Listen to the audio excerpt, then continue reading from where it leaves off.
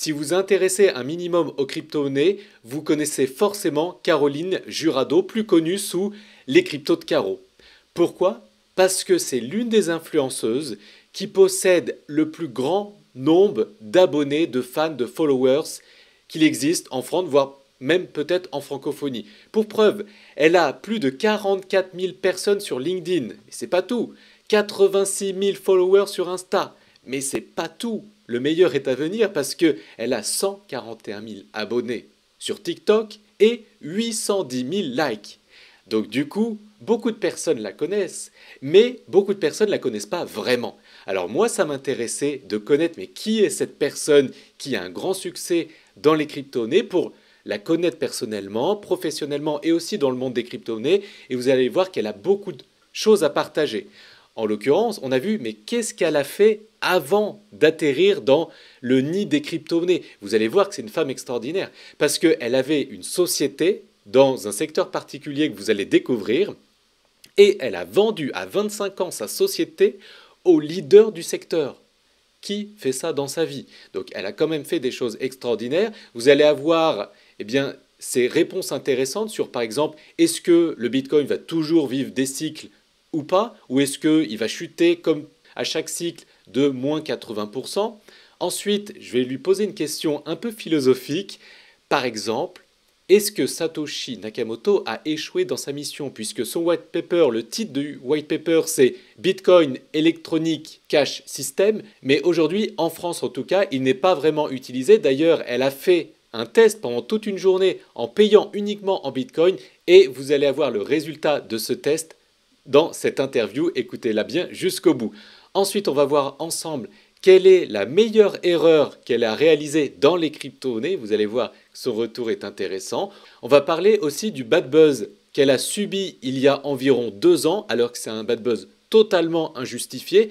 Et aujourd'hui, ce bad buzz est totalement oublié parce qu'elle a gagné encore plus en autorité, encore plus en visibilité et en notoriété. On va avoir sa vision sur est-ce que le Bitcoin va monter, va chuter dans les années à venir selon son analyse en 2024 et en 2025 et aussi quelle est sa target au moment où elle va vendre une bonne partie de ses crypto-monnaies. Elle va nous parler aussi des catégories qui, selon elle, a un fort potentiel qui pourrait avoir la meilleure performance pour 2024-2025 pour ce cycle. Et ensuite, elle va nous parler des projets futurs. Donc si vous ne la connaissez pas, vous avez ses réseaux sociaux en dessous cette vidéo. Et avant de commencer cette interview, je vous invite à vous abonner pour ne plus louper mes vidéos. Je fais des vidéos d'analyse graphique chaque semaine. Et pour information, si vous êtes débutant et que vous souhaitez vous lancer, que vous souhaitez une formation pour vous aider à vous lancer justement, cliquez sur le bouton en haut à droite de cette vidéo, cliquez sur le lien qui se trouve sous cette vidéo et je vous enverrai cette formation totalement offerte par email. Allez, c'est parti. Tout le monde connaît maintenant les cryptos de Caro parce que tu as quand même une grande communauté. Mais est-ce que tu peux nous parler de Caro avant les cryptos? Ben oui, bien Travail. sûr, absolument. J'étais pas du tout destinée à travailler dans les cryptos. Ma formation, c'était un master RH à la fac de la ville où j'ai grandi, donc Montpellier. Vraiment pas un truc particulièrement glorieux, je dirais, en termes d'études. Je me destinais ni à l'entrepreneuriat ni à la crypto à l'époque. J'ai fait ce master-là. Je suis partie à Paris en me disant, je vais vivre la grande vie. Et pour moi, la grande vie à l'époque, ça serait, tu seras, tu sais, consultante en stratégie. Je ne sais pas ce que ça voulait dire, mais ça sonnait bien chez L'Oréal parce que c'était genre, tu as une Classe. petite boîte, tu fais une belle carrière. J'avais un peu cette culture-là de, c'est ça qu'il faut faire. Et comme à l'époque, je comprenais pas le fonctionnement du monde de l'entreprise, je ne savais pas que c'était pas possible pour moi d'avoir cette carrière-là parce que j'avais juste un diplôme de fac, que donc j'avais même pas fait une école de commerce, donc on parle même pas d'une école commerce du top X, et donc je me fais un peu recal bah, déjà de L'Oréal et ensuite de toutes les grosses boîtes dans lesquelles je postule, et donc je finis par hasard dans une association de DRH. Et Hmm. donc, je bosse là-dedans, dans ce truc-là, et je me dis, en fait, ma vieille, si tu veux t'amuser dans ton boulot, t'as pas vraiment d'autre choix avec le bagage que t'as de diplôme que de créer ta propre boîte. Et donc, c'est là que, je crois que j'ai 24 ou 25 ans, je lance ma première entreprise, qui est une start-up dans les RH. Euh, D'accord. En fait, je crée un logiciel RH à ce moment-là. Ah ouais, carrément. Ouais, enfin, la V1 de mon logiciel RH, c'était un fichier Excel, hein. Ah oui. D'accord. Les débuts, quoi. Hmm. Je convainc un stagiaire d'école 42 de me faire un logiciel sur la base de mon fichier Excel. Je conviens une pote qui gère un espace de coworking de me filer son bureau le plus pérave en échange que je lui fasse une prestation sur un truc. Bref, tu sais, je convainc deux, trois personnes pour mettre en place le truc. Je convainc. Mais attends, j'ai une question, pardon. Tu as levé des fonds pour ça ou pas? Parce que ça se finance, comment tu as fait? Ben, à ce moment-là, non, mais 2 mois après avoir créé la boîte, je lève des fonds, ouais. Ah, d'accord. Cool. Ouais. Ok. En fait, d'abord, je convainc un peu avec des bouts de ficelle. Tu vois, je convainc deux DRH d'utiliser mon logiciel. Et du coup, après, je dis que j'ai des clients, bam, bam, bam. Et donc, je fais comme ça. Et comme je suis dans un espace de coworking, il y a des vraies startups qui payent pour être là, qui ont levé des fonds. Et donc, moi, je traîne dans les couloirs à la machine à café et vraiment, à l'époque, j'étais un peu, bah, de toute façon, j'avais pas le choix, j'avais pas d'argent, il fallait bien trouver une solution. Je savais que j'avais pas de thune, donc il fallait bien, à un moment donné, que je finance mon entreprise. Et donc, je faisais que dire à tout le monde qu'on croisait à quel point ma startup, elle avait pas l'air sexy parce que c'était un logiciel RH, mais que justement, ce qui est pas sexy, c'est sexy. Parce qu'il y a plein de thunes dans ce milieu-là, que nanana, qu'on trouve des tonnes de clients, que blablabla. Et puis, de fil en aiguille, je convainc un investisseur qui passait voir une de ces startups, je lui demande de me présenter des gens, à qui je demande de me présenter des gens, et bref, je convainc 7 investisseurs, comme ça, d'investir 350 000 € dans la boîte. Et Waouh, ouais, et énorme. Et t'avais quel âge à ce moment-là? bah, j'ai 25 ans à ce moment-là. Ah bah c'est énorme. Ouais.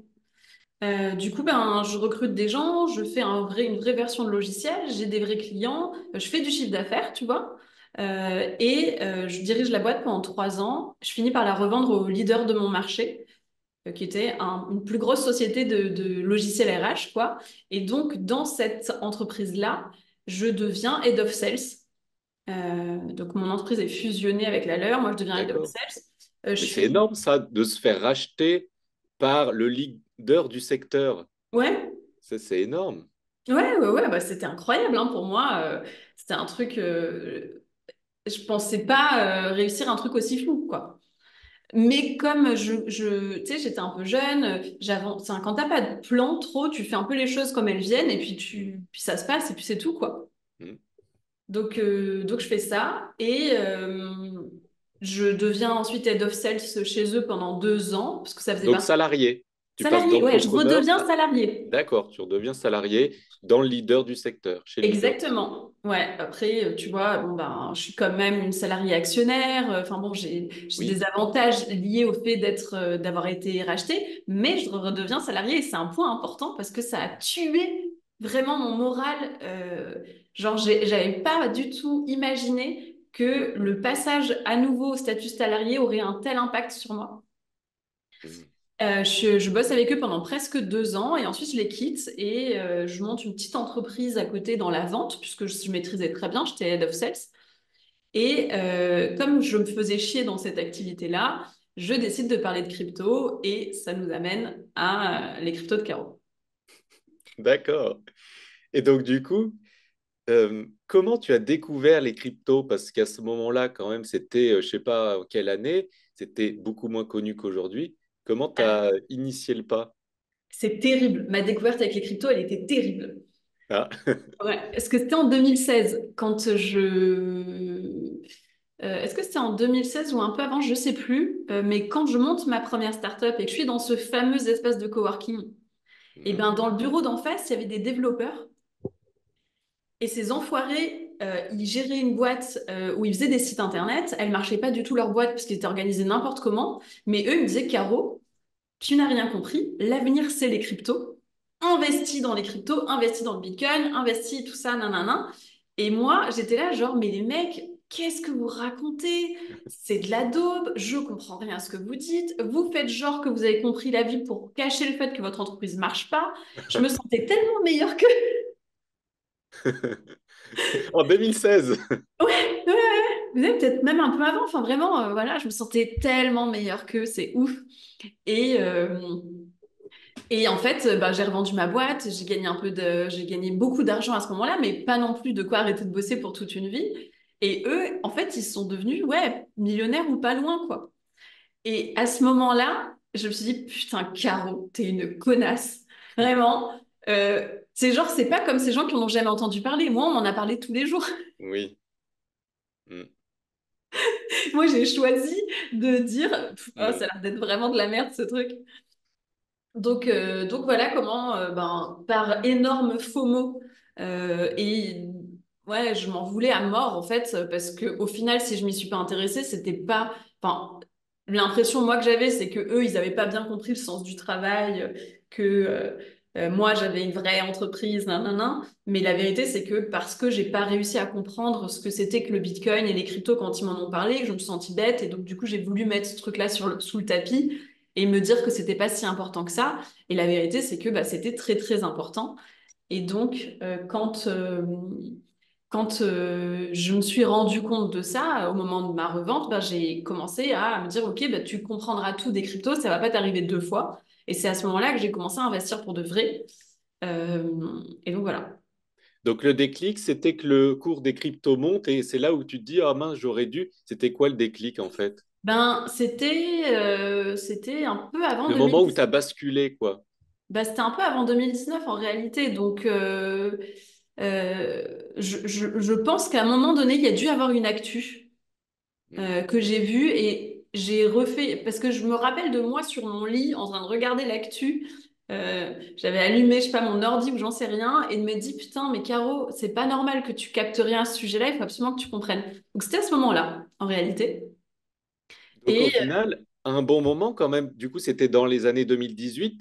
mais c'est ça, mais je pense que c'était 2019, 2018 ou 2019, un truc comme ça. Donc Oui, c'était bah, un c'était bon un bon moment. moment. Ce que j'allais dire, c'était un bon moment Oui. parce que j'ai vécu le 2021 qui était merveilleux.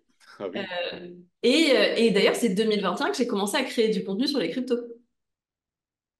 Donc moi, je d'accord. suis vraiment arrivée, j'ai surfé sur la vague. Enfin, j'ai eu, en fait, dans ma malchance, entre guillemets, j'ai vraiment eu de la chance en termes de temporalité, quoi. Donc entre fin 2018, début 2019, tu as investi Ouais. et tu as lancé ton média crypto que en 2021. Donc entre-temps, tu as accumulé quand même pas mal de bagages, etc. Il s'est passé quoi entre-temps? Ben, c'est juste que moi, en fait, j'ai passé du temps à comprendre les cryptos et à investir, mais c'était pas une priorité dans ma vie. Déjà, c'était juste un petit truc à Hmm. côté. C'était pas une grande part de mes investissements non plus. Ça représentait juste un à côté de ben, ce que je faisais. Enfin, comme tu vas faire du sport, j'en sais rien, tu vois. Et c'est un pur hasard qu'en 2021, c'était en mai, je crois. Ouais, c'était en mai que j'ai commencé à créer du contenu dessus parce que je me faisais chier dans mon activité professionnelle et je cherchais un moyen d'explorer ma créativité. Et pour ça, il me fallait un sujet sur lequel j'allais pas m'ennuyer à consommer du contenu et sur lequel j'allais pouvoir proposer du contenu sans que ça soit, tu sais, genre, je sais pas comment dire, la profondeur en fait de contenu possible soit très grande. Et je me suis dit, bah, en fait, les cryptos, ça fait un peu partie de ton quotidien quand même. Vas-y, explore de parler de ce sujet-là. D'accord. Et du coup, c'est à ce moment-là que tu as créé ton média et ta société spécialisée crypto et donc tes produits et services ou pas? Non, pas du tout. Ah En fait, non, j'ai créé le média en mai 2021. La société, elle a existé en janvier 2022. d'accord. Donc oui, tu as pris un certain temps pour créer une audience et après tu t'es dit, Mais euh, c'était pas fait exprès. En fait, parce que j'avais une boîte à côté qui tournait très bien. Donc, hmm, je cherchais pas à gagner de l'argent en monétisant, en créant une audience. Je voulais juste explorer la création de contenu sur ce sujet. Donc, c'était hmm, vraiment, je dirais, c'était juste pour m'amuser, quoi, pendant 6 à 9, enfin, pendant 9 mois, du coup, c'était ça. d'accord. Et aujourd'hui, du coup, ta société, qu'est-ce que tu faisais à l'époque en 2022? Qu'est-ce que tu vendais? C'était quoi ton premier produit? Et aujourd'hui, qu'est-ce que tu vends? Et est-ce qu'aujourd'hui, tu en vis à 100% ou pas? Ouais. Alors depuis le début, j'en vis à 100%, enfin depuis 2022. Hmm, Quand j'ai lancé la société, en fait, j'ai lancé la société parce que j'avais tellement de demandes de partenariat que je me disais, OK, en fait, c'est beaucoup plus scalable, je m'amuse beaucoup plus. Je vais arrêter la société que j'avais avant qui me permettait de vivre, mais bon, ça m'amusait pas de ouf. Et je vais ouvrir les cryptos de carreau officiellement et je vais bosser sur ça. Et donc là, pendant toute l'année 2022, mon modèle, c'était simplement de faire des partenariats commerciaux. Donc moi, je créais un maximum de contenu, puis j'avais des partenaires, je bossais avec Binance, je bossais avec voilà, des entreprises comme ça sur du contenu de partenariat. Mhm. Euh, 2000... Fin 2022, il y a le crash FTX. En 3 mois, je perds tous mes partenaires, Ah oui. tous. Et là, je me dis, ouh là là, j'ai l'impression que ton business, il est moyen stable en fait. C'est pas stable ce monde. Et donc, je me dis, OK, bah, faudrait que tu aies un produit qui fonctionne aussi en direct avec ta communauté. Donc, j'ai créé un programme de formation en début 2023, donc il est sorti en mai 2023, qui m'a permis de stabiliser mon activité, même si, malgré la fluctuation des partenaires. Et là, on est en 2024, à l'été 2024. Et donc, pour l'instant, j'ai un modèle voilà, qui est vraiment double. J'ai la partie B2B, où là, bah, je vais donner des conférences en entreprise, j'ai des partenaires commerciaux, je vais avoir mon livre, enfin mes livres en l'occurrence, et D'accord. la partie pure B2C en ligne, où là, bah, c'est un programme de formation. Ok, bah, bravo pour tout ça, pour tout ce parcours. Et du coup, maintenant, parlons un peu d'actualité. Mhm. On a vu qu'il y a les ETF Bitcoin Spot 11 qui ont été acceptés en janvier. Ouais. Là, il y a eu l'ETF Ethereum. Il y a le trading qui va logiquement pas tarder au moins au mois de juillet. Et donc, toi, qu'est-ce que tu penses de toute cette institutionnalisation, tous Mhm. ces ETF qui arrivent? Est-ce que c'est positif pour le marché des crypto-monnaies ou est-ce que c'est la vampirisation et la centralisation du marché des crypto-monnaies à terme? C'est drôle, parce que je trouve que les deux sont justes. Ben, je sais pas, je pense comme la majorité enfin, comme moi, mon job dans les cryptos, c'est beaucoup le fait que ça devienne le plus mainstream possible. Et donc, pour moi, l'enjeu à ce stade, il est plus de rendre les cryptos accessibles à tous et l'intégrer dans le maillage de notre quotidien et d'un maximum de personnes que de maîtriser qu'on n'ait jamais de contact avec des organes centralisés parce que c'est le mal. Euh, donc, je suis plutôt pour que ça se développe avec des institutions, etc. Néanmoins, bon, bah voilà, les investisseurs, enfin, comment dire, tout ce qui développe les usages de la crypto dans le quotidien et qui font que ça devient essentiel, bah pour moi, c'est ce qui va permettre sa pérennisation et qui va faire que ben, on souffre moins des fluctuations aussi, que on évolue vers un monde dans lequel ben, pour moi, la blockchain, ça va être comme Internet à un moment donné. On sera plus capable de se rappeler comment c'était le monde avant l'usage de cette technologie. Et ça passe par ça, justement. Hmm. Donc c'est des choses qui sont plutôt des bons indicateurs pour moi pour l'avenir. Ah oui, ça ajoute une autorité, une légitimité. Du coup, tous les autres petits à côté de BlackRock, ils se disent, ah ouais, bah du coup, le Bitcoin, c'est pas un petit truc, quoi. C'est ça Ouais, qui.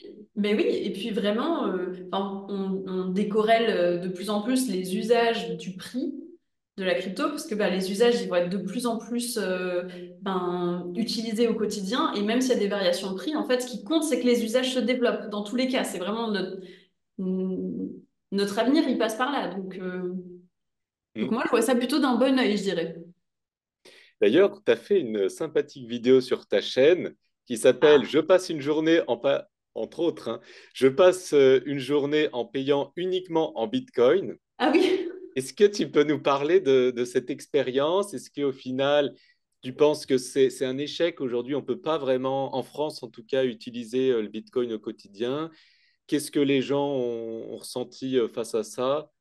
Voilà. Ouais, bah, c'est sûr que c'est un échec cette journée-là, hein, puisque pourtant je suis à Paris, hein. Mais parce que c'est pas du tout démocratisé encore.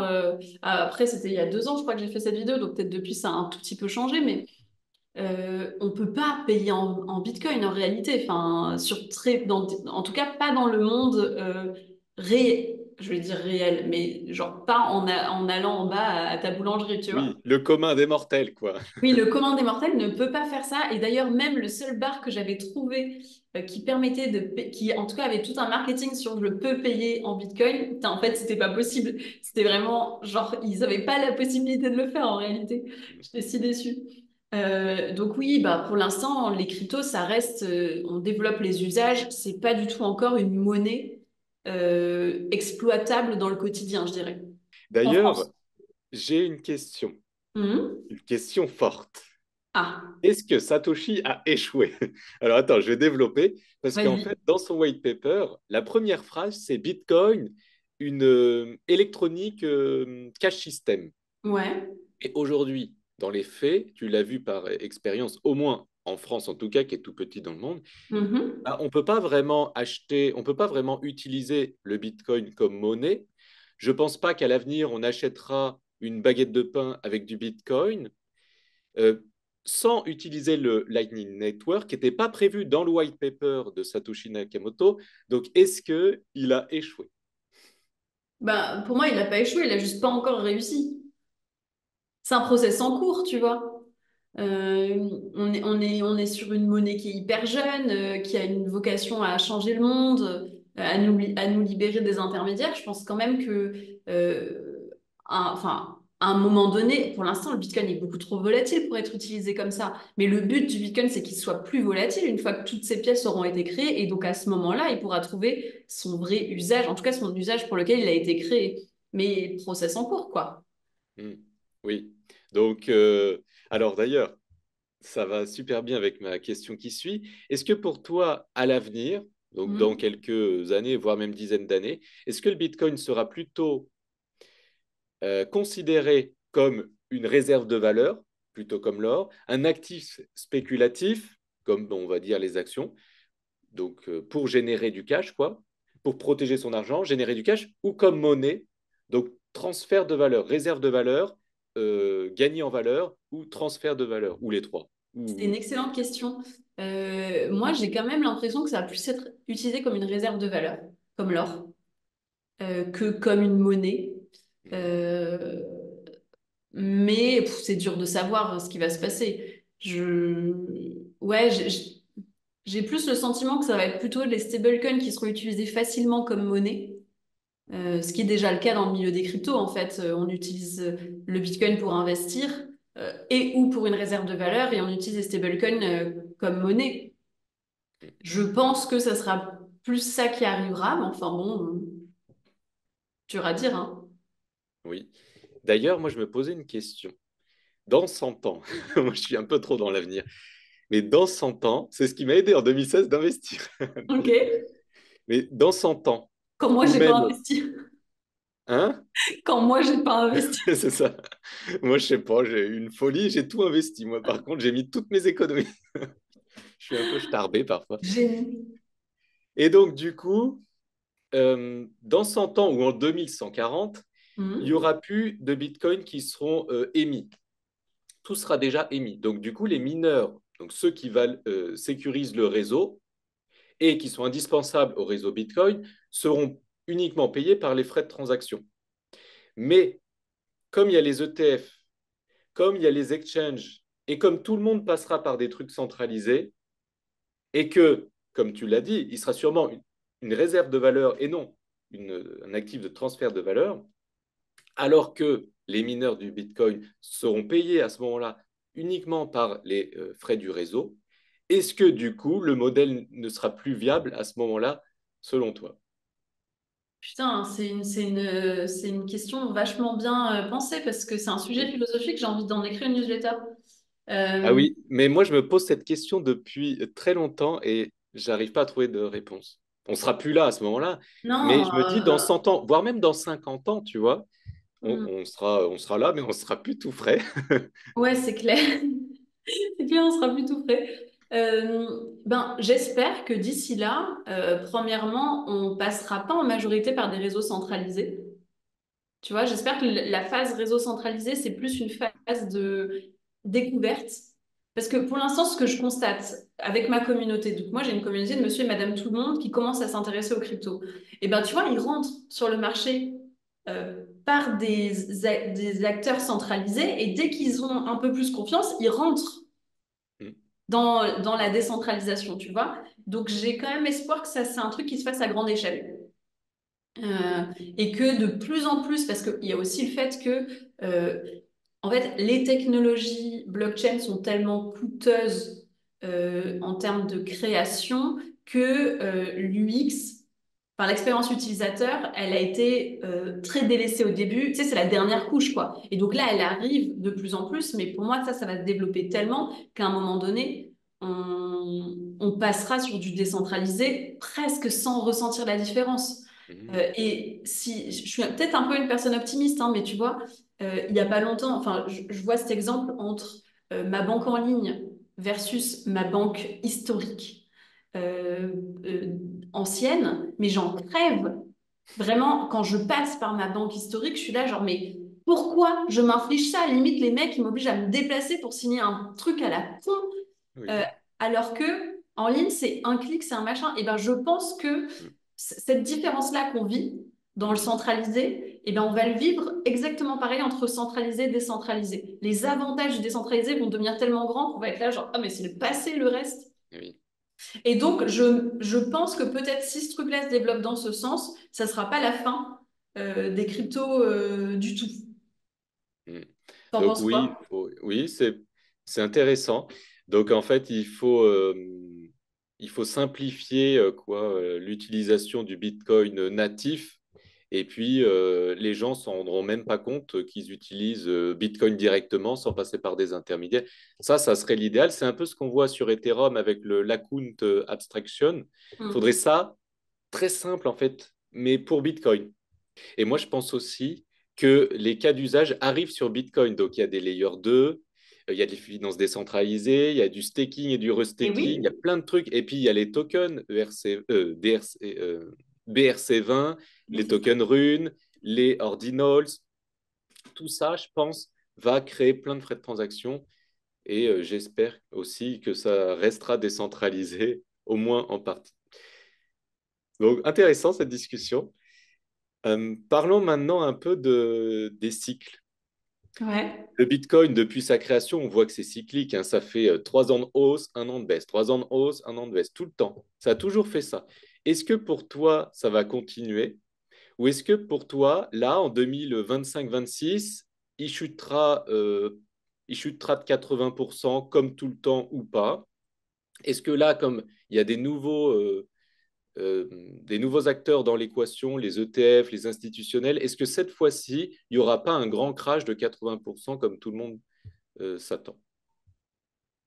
Ben, c'est vrai que c'est une super bonne question parce que c'est un truc que j'ai remarqué sur le marché qu'en ce moment, il y a vraiment deux camps parmi les analystes. Il y a ceux qui disent, ben, là, à date, je ne vois pas de raison que les cycles ne continuent pas à se passer tels qu'ils se sont toujours passés, avec, bon, voilà, évidemment, quand même des petits changements, des adaptations, etc.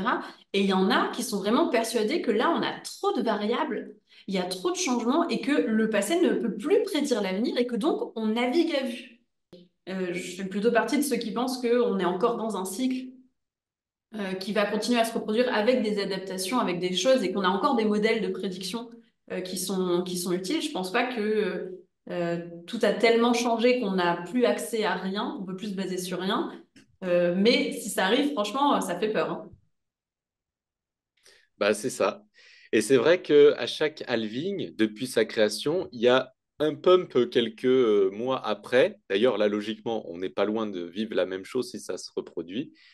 Donc, on espère que ça tienne. Moi, j'espère que ça crache pas de 80%, ça m'arrangerait. Ça t'arrangerait? Ouais, bah, ou à part si tu retires avant et puis que tu remets ensuite, tu vois, ça Oui, dépend comment tu oui, ça c'est construis sûr. Oui, oui. tes investissements. Mais comme moi j'ai déjà fait mon cash, Oui, j'aimerais que ça voilà. Non, fasse que mais, monter non, maintenant. mais, non, mais je comprends. Bah, moi, typiquement, en janvier, enfin, en janvier, pas cette année-là, mais l'année dernière, j'étais trop heureuse. J'étais là, genre, mais quoi? Une opportunité si belle! Même en ce moment, hein. Bah oui, mais moins. Oui, beaucoup moins. Beaucoup moins. Tu vois, là, on est sur un petit, ok. petite baisse, Oui, euh, une oui, petite on a baisse. déjà, ça a déjà monté pas mal. Mais oui, ça a monté de ouf, c'est clair. Alors, aujourd'hui, il y a 80% des volumes en Bitcoin qui sont spéculatifs. C'est juste pour faire de l'argent, dont moi. Mais du coup, en France en tout cas, c'est quoi l'utilité, mis à part spéculer? Donc, soit les gens spéculent, soit ils l'utilisent comme une réserve de valeur en se disant que ben, c'est au moins c'est une monnaie dans laquelle on peut faire plus confiance par rapport à l'inflation et donc on est plus en sécurité en ayant ses œufs dans différents paniers, quoi. Hmm. Oui, donc tu dis que l'utilité, ça pourrait être un sorte de plan B pour pallier à l'inflation. Bah oui, enfin, moi je trouve que c'est même un peu un plan A, mais Oui, bien dit. Alors, j'ai une question sympa, c'est quelle est ta meilleure erreur dans les cryptos? ma meilleure erreur. Attends, ça veut dire quoi? C'est l'erreur qui t'a apporté le plus, bon, qui fait mal sur le court terme, mais qui au final t'a apporté beaucoup. Eh ben, je peux le dire, ma meilleure erreur, ça a été de procrastiner ma race. Ah Euh, oui, Vraiment, mais tu vois, ça s'est joué la première fois que j'ai pas investi, ça c'est clair, mais il y a eu plein d'autres fois où ça m'est arrivé. Plein d'autres fois. Parce que comme mon job, c'est de créer du contenu sur les cryptos, ça m'arrive des tonnes de fois de dire, oh waouh, ce truc est trop intéressant, ce truc est trop bien, il faut que j'en crée un contenu, bam, bam, bam, je fais un contenu et je dis, et il faut que j'investisse dedans. Et puis je dis, ouais, ok, ça, je le ferai demain. Et puis 6 mois après, je suis là, genre, oh putain, j'ai perdu tellement d'argent. Enfin, j'ai pas perdu, j'ai oui. pas gagné tellement d'argent. Et je suis là, genre, oh non! Donc ça m'arrive. Et contrairement au reste du commun des mortels, moi, je l'ai vraiment sous les yeux, les trucs où je me suis dit, tu feras demain. Genre, vraiment, je le vois. Parce que le tu feras demain se retrouve à tu le feras le mois prochain, se retrouve à tu le feras dans 6 mois et se retrouve à putain. Oh là là, qu'est-ce que je m'en veux. Et donc ça m'arrive quand même assez régulièrement. Euh, la procrastination est la pire ennemie de l'investissement. Donc en fait, t'enrichis tes abonnés, et ta communauté, et toi, Youk. Bah, pas que, mais ça m'arrive, tu vois, des fois, enfin, c'est comme tout le monde. Des fois, je me dis, oh là là, ce truc, c'est trop bien, j'ai pas le temps là, je le ferai plus tard. Et puis bon, tu fais jamais et tu t'en veux. Enfin, si, attends, une autre erreur merveilleuse, c'est comment dire, tu sais, au début, quand j'ai commencé à investir, j'avais des valeurs. Tu sais, j'étais là, genre, non, mais moi, l'investissement spéculatif, mais jamais, moi, j'ai des valeurs fortes, ok, nanana. Et je me rappelle, putain, du Shiba, mais genre au tout début. Et que je me rappelle très bien avoir fait un contenu en disant, ça n'a pas de valeur, ce truc, c'est de la merde, c'est que de la spéculation. Oh, et donc, j'ai volontairement pas mis d'argent dessus. Et je me rappelle qu'à un moment, je me suis dit, est-ce que tu mets quand même un peu? Et j'étais là, genre, non, Caro, tes valeurs, c'est plus important que l'argent. Et après, j'étais là, genre, ah oui, donc tes valeurs, c'est plus important que 100 millions, là, du coup. Hein, Caro? Ok. Donc ça m'a fait vraiment, je me suis fait marrer toute seule de me rendre compte à quel point, en fait, non. Tes valeurs, c'est bien dans certains cas, mais si ta valeur, c'est de gagner de l'argent avec l'investissement et que tu as une possibilité de le faire, ben, c'est plus de la connerie, ta valeur, en l'occurrence. C'est beau ce que tu dis parce que du coup, l'expérience que je vois que tu as eue plusieurs fois, c'est qu'on a parfois des a priori ou des idées préconçues, des idées reçues, et on reste parfois bloqué sur cette idée reçue. Par exemple, en 2016, quand on t'a dit que c'était génial, toi, tu t'es dit non. Ou le Shiba, tu avais cette idée. Et en fait, après, le temps te rend compte que mince, j'aurais peut-être dû creuser la chose, même si de premier abord, j'ai l'impression que ça a l'air nul, quoi. Exactement. Vraiment, ouais, ta première impression, elle est pas, elle est pas de bons conseils, je trouve. Ah, c'est ça, c'est ça. Oui, c'est pas mal ça. C'est vrai que du coup, il faut toujours avoir un esprit ouvert et se dire, même si j'ai l'impression que c'est nul à chier ce truc, je vais quand même creuser. Ouais, ouais, ouais. Mais moi, j'ai eu la même erreur avec le Dogecoin. Euh, Moi, j'avoue, je suis rentré dans les cryptos pour l'argent, hein, c'est tout. Et du coup, le Dogecoin, je me suis dit, c'est une merde sans nom. À l'époque, hein, il y a quand Ouais, même très bah oui, longtemps. bah oui, comme à l'époque le Shiba, je me suis dit Bah pareil. oui, c'est ça. Et donc, on se dit, il n'y a pas de fondamentaux, ça ne peut pas marcher. Mais après, j'ai compris quelque chose d'essentiel. C'est que ce qui fait la valeur d'un actif, il y a deux choses. Il y a la valeur fondamentale et la valeur subjective. Et donc, parfois, il y a des actifs qui ont que des valeurs fondamentales. Par exemple, un lingot d'or, c'est qu'une masse d'or, et donc il n'a pas de valeur spéculative. Par Oui, contre, une pièce d'or, par exemple un Napoléon, eh bien lui, il a une valeur intrinsèque plus une valeur spéculative, ce qu'on appelle la prime. Mais par exemple, Dogecoin, ou bon, maintenant il a des fondamentaux, mais un NFT ou je ne sais quel même coin, généralement, il n'a pas du tout de fondamentaux. Il n'a qu'une valeur spéculative. oui. Et ça n'empêche que cette valeur spéculative unique, sans aucun fondamentaux, peut valoir 1 milliard de dollars. Et c'est ça qui est beau, du coup, c'est qu'il faut prendre en compte tout ça, ces valeurs fondamentales et spéculatives. C'est si juste ce que tu dis, j'adore l'entendre comme ça. J'avais écrit une newsletter à ce sujet-là, bah, je crois que c'était suite à un de mes sums pas possible sur le Shiba, en disant, putain les gars, en fait, la valeur fondamentale, elle peut arriver après. Si jamais la valeur spéculative est tellement grande que, ben, en fait, ça ramène tellement d'argent dans le projet, le truc peut quand même se casser la gueule et disparaître, ou alors exploiter cette chance inouïe et en faire quelque chose, et donc une valeur fondamentale apparaît. C'est vrai. Et putain, oui, c'est très juste ce que tu dis, je suis 100% d'accord. Alors, maintenant qu'on a compris qui tu étais, ton bagage et tout ça, on va parler d'une vidéo ou d'un short, je ne sais plus, que tu as fait, dans lequel tu parlais de devenir millionnaire en investissant 300 euros par mois durant 31 ans. Ouais, Donc, au bout de 31 ans. oui. Mais en fait, dans cette vidéo, tu as simplement repris ce que tous les influenceurs disaient, même moi d'ailleurs. Il m'arrive de dire des choses comme ça, puisque c'est la réalité. Sauf que toi, quand tu l'as fait il y a 2 ans, donc ça date, ben à ce moment-là, ça a créé quand même un bad buzz Mm. et ça t'a quand même créé une belle audience aussi grâce à ça indirectement. Est-ce que tu peux en parler de ce moment-là? Ouais, écoute, c'était il y a 2 ans, j'étais encore hyper naïve parce que ça faisait pas super longtemps que je créais du contenu sur les cryptos et je me disais, putain, bah, c'est un truc qui se fait beaucoup en fait sur TikTok ok, on est, je sais pas, genre une quinzaine de créateurs de contenu thématiques. Et ben, il y en a un qui fait un buzz avec une vidéo, bam, tous reprennent la vidéo et tout le monde bénéficie un peu du buzz, quoi. Et donc moi j'avais vu ce truc-là, je m'étais dit bah c'est une aubaine, un buzz, ils ont tous fait 1 million quasiment avec cette vidéo, c'est génial. Et donc je le fais et je fais exactement la même vidéo quoi. Et puis en fait au bout de 50 000 vues, donc c'est court hein, enfin c'est pas du tout un buzz à la base, hein, 50 000 vues c'est genre vraiment un truc par rapport à 1 million tu vois. En fait, je supprime la vidéo au bout de 50 000 vues parce que ça part en live comme jamais c'est parti en live.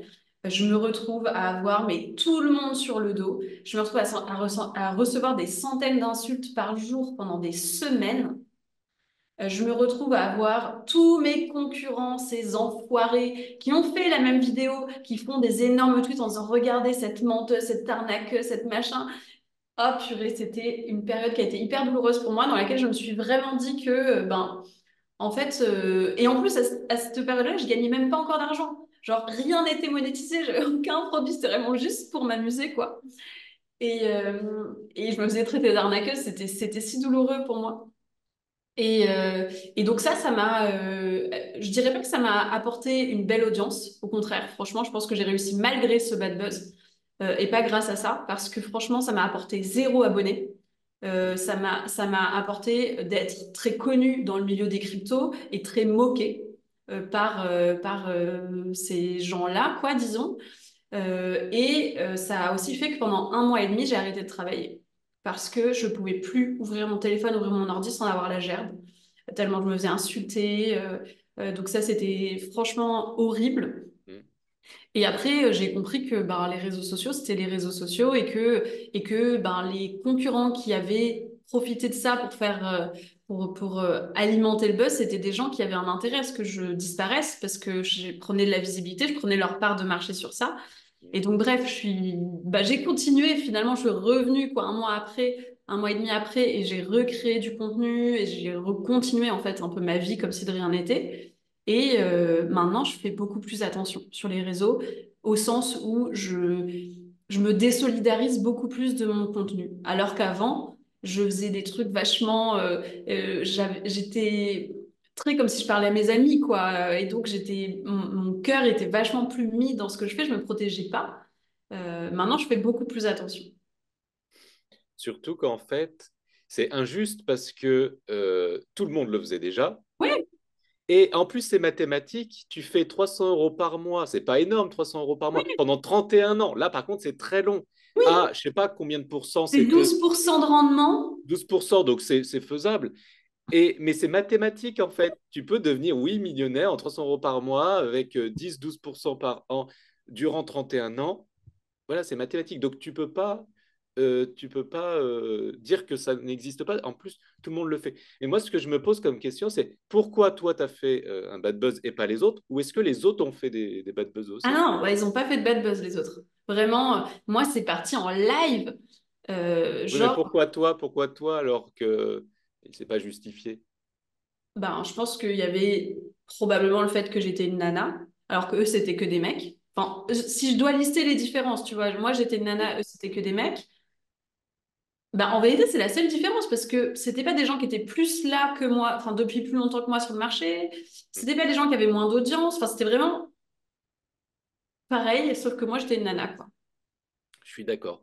Moi, je pense que c'est pareil. Même à un moment, Chantal Lang, que j'ai eu le plaisir aussi d'interviewer, elle aussi, à un moment, s'est pris un bad buzz parce qu'elle faisait de la pub crypto.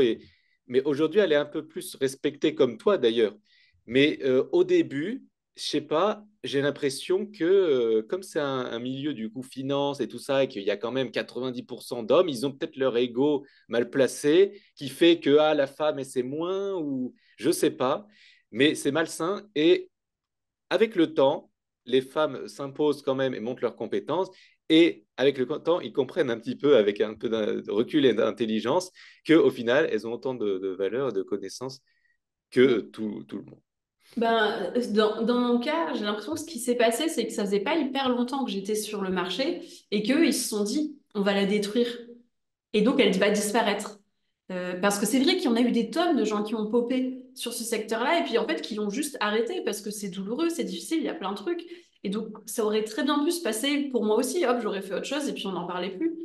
Mais comme ben là, on est 3 ans après que je me suis lancée, que je suis toujours là, que je suis de plus en plus présente, et ben forcément, à un moment donné, je suis quand même aussi plus respectée parce que je suis là depuis plus longtemps, parce que ben, c'est plus difficile que prévu de me faire disparaître, et puis qu'à un moment donné, c'est plus sympa d'être de mon côté que de pas être de mon côté.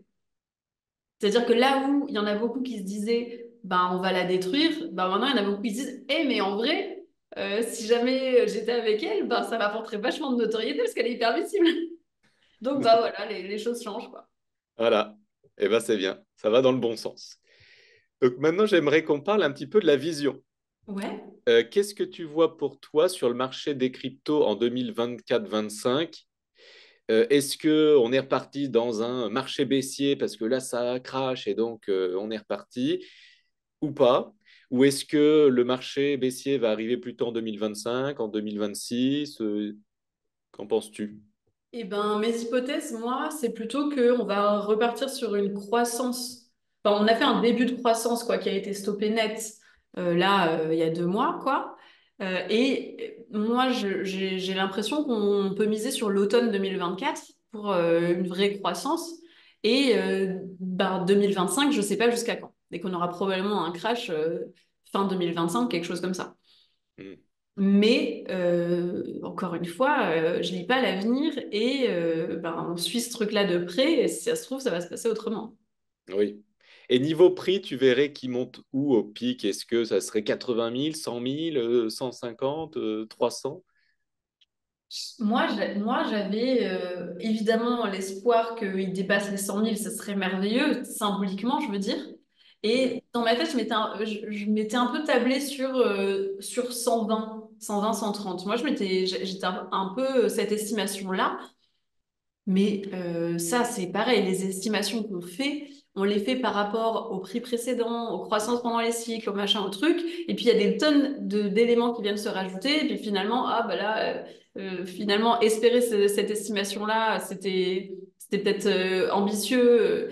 C'est difficile parce qu'on n'est pas encore rentré pour moi dans vraiment le cycle haussier qui nous permette de voir, ok, bon bah là, il se passe des trucs de ouf, tu vois. Oui. Là, on est plutôt en bull market qu'en bull run, quoi. On n'est pas vertical, on est Ah ouais, là tranquille, quoi. on a un peu. Alors moi, je suis quand même un peu rassurée parce que ça arrive tout le temps après le halving qu'on ait un peu ce truc-là, un peu flat Oui, pendant quelques mois. Et donc, pour moi, tant qu'on est encore dans les schémas connus, je suis OK. Si on en sort, tu vois, si à l'automne on remonte pas, je vais me dire ah putain, on n'est plus dans les schémas connus. Bah là, il faut aller chercher ailleurs, ramener plus d'infos pour faire des analyses, tu vois. Hmm. Ok, bon, c'est optimiste. C'est vrai que je suis quand même un peu optimiste là par rapport à ça, mais enfin bon. On verra. Hmm. Et donc, toujours pour rester dans l'avenir, quelle est selon toi là où les catégories qui pourraient avoir un beau potentiel pour ce cycle-là? Et pourquoi? Ben, là, ce qu'on voit beaucoup, c'est que les meme coins font énormément, enfin, il y a beaucoup de meme coins en tout cas qui font des super croissances dans ce cycle-là. Et après,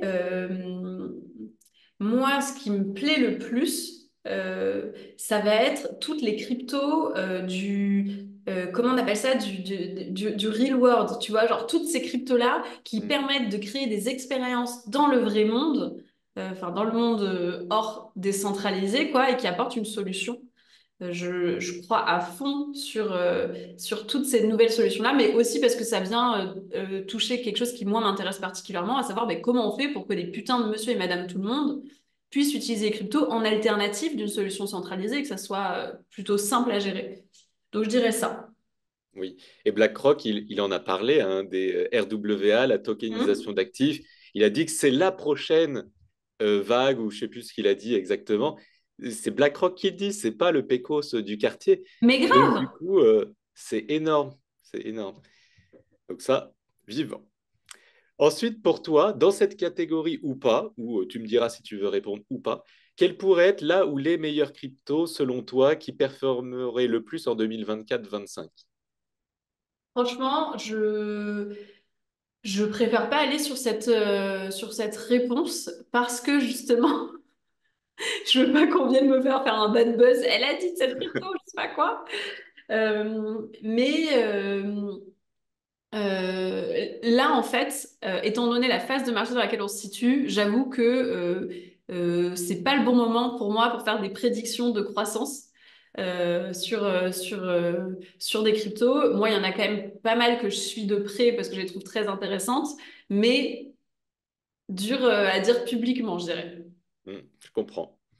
Bah, c'est pareil, moi, on me demande toujours, Jonathan, un top 10 crypto, ça fait longtemps que tu n'en as pas fait, tout le monde en fait, toi, tu n'en fais jamais.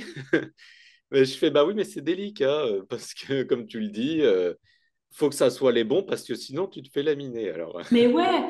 Moi, les trucs que je vais faire, tu sais, ça va être, si jamais je sens que ça fait longtemps que je n'ai pas fait de contenu sur des cryptos, je vais dire, OK, les cryptos qui ont le mieux performé dans le top 100 cette semaine, mais c'est du ce qui s'est passé, tu vois. C'est pas mm, du. oui, c'est c'est pas- objectif.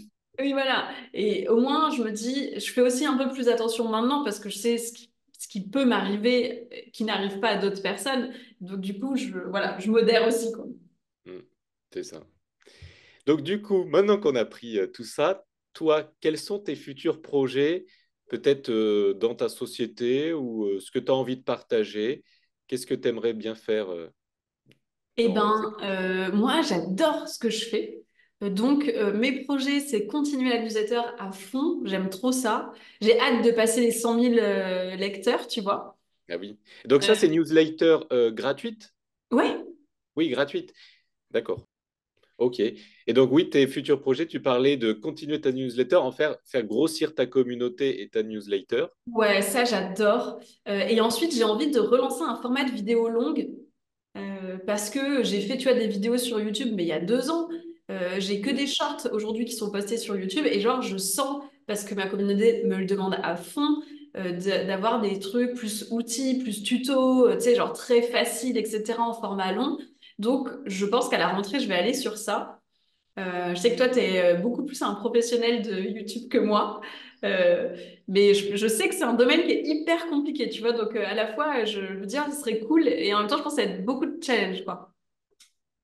Ok, donc focus newsletter et chaîne YouTube, bah, c'est les deux s'alimentent, donc c'est bien.